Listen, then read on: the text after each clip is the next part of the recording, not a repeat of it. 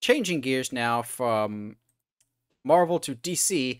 Last week, we talked about how Greg Berlanti might be in the running to be the head of DC, to which I told y'all, shoot that down, because if David Zaslav really likes Greg Berlanti, he wouldn't have canceled all of Berlanti's shows.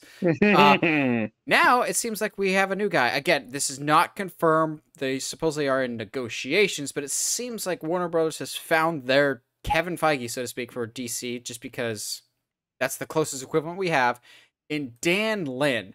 Now, a lot of people, myself included, are not going to be familiar with the name Dan Lin, to which, I'll be honest, that makes me more excited, the fact that I haven't heard this name. This is a role that, like, we shouldn't know the person going into it.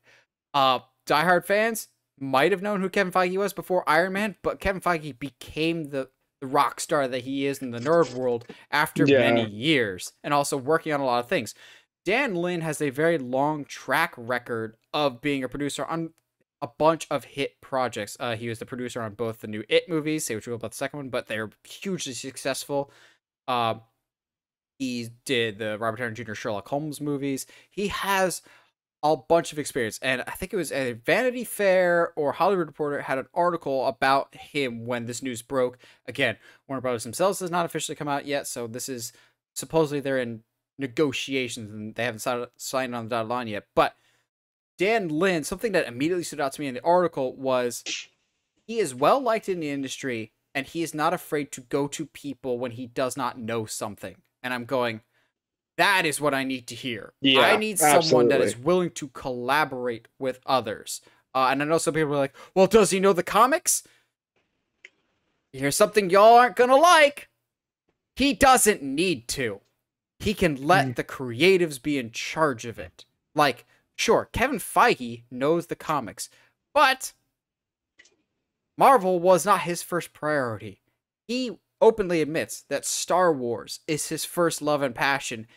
Marvel and Star Trek are about tied for second, according to the man himself. Like, he became a Marvel expert later.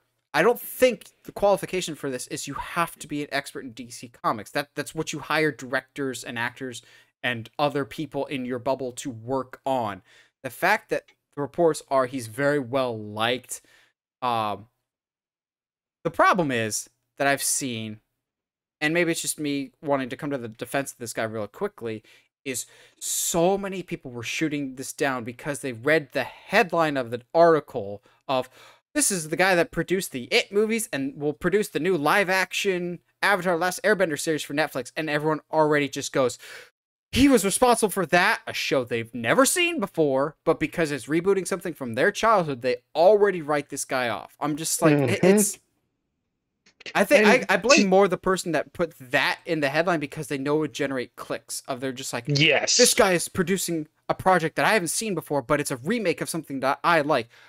Really? Look at this other catalog of stuff that he has done that you do like. He's been in this industry a long time, and then you've got those real bad people that are just like, he doesn't, quote unquote, look like me or act like me, therefore he's not qualified. I'm like, just because he doesn't know what issue of Crisis on Infinite Earth Supergirl dies in doesn't mean he can't do the job well. Yeah. And I think the big thing, and I think nerds are really bad about this. I said that being a nerd.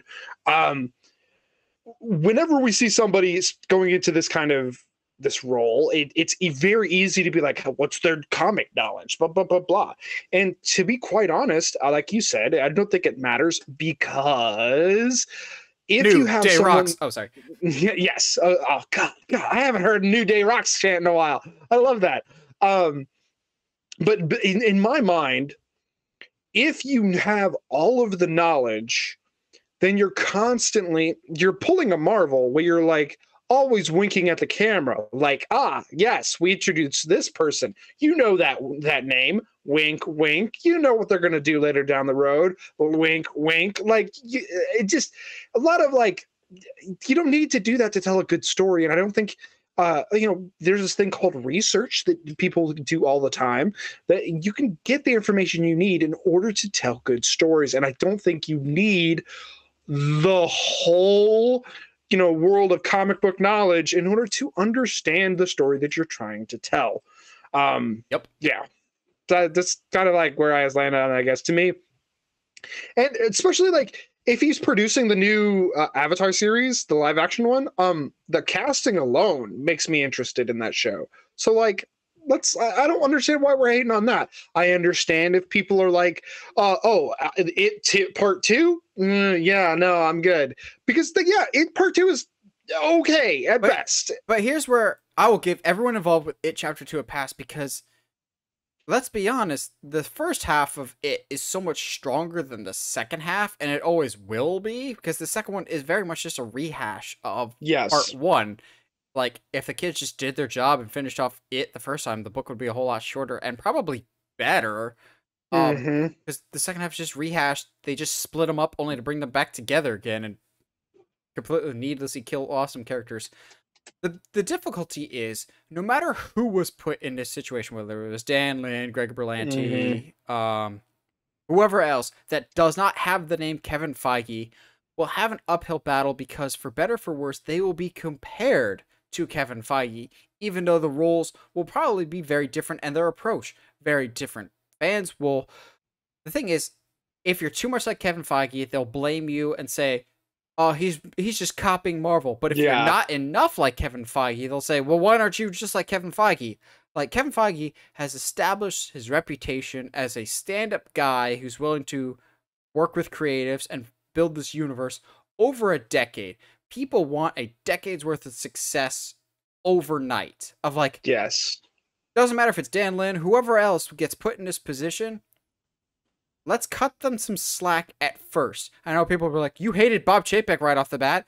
Yeah, because he was in a position of power for years that I saw him do horrible we already things knew with the what we company. were going to get with Bob we knew Chapek. what we were going to get. So like when he goes into power, I'm going, yeah, I knew what to expect. We don't really know what he's bringing to the table yet. It could be great. Change sucks, and Warner Bros. Discovery is going through a lot of changes right now.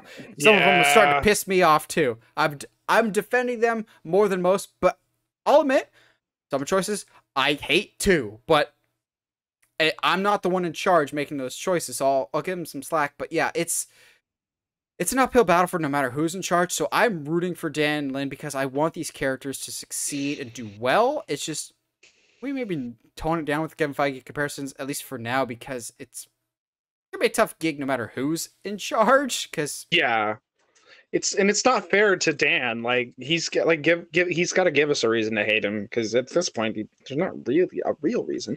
And and I'm gonna say this: if you're hating the decision of Dan Lin because he doesn't look like you, you can go ahead and just not be a part of the fandom. Appreciate it. Yeah, because whether people admit it or not, I'm sure there's some bias there. Yes.